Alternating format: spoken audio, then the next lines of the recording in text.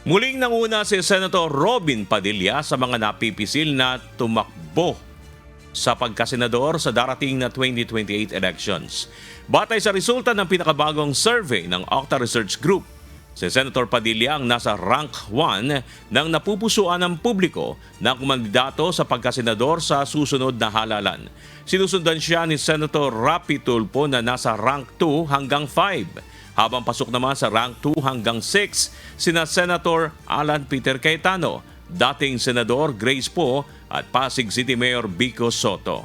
Nasa rank 3 to 8 naman sa 2028 senatorial preference si Senator Loren Legarda, habang nasa rank 6 to 9 si dating Senador Manny Pacquiao at Davao City 1st District Congressman Paulo Duterte.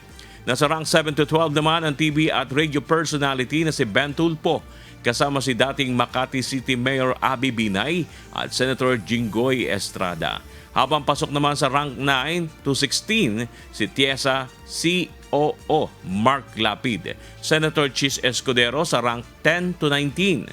Samantala rank 10 to 24 naman sina dating Senador Coco Pimentel at Senator Mark Villar. Habang nasa top 12 to 27 si Education Secretary Sani Angara. Isinagawa ang pinakabagong tugon ng masa survey ng Octa Research mula July 4 hanggang July 11 ngayong taon mula sa 1,200 registered voters sa buong bansa sa pamamagitan ng face-to-face interviews.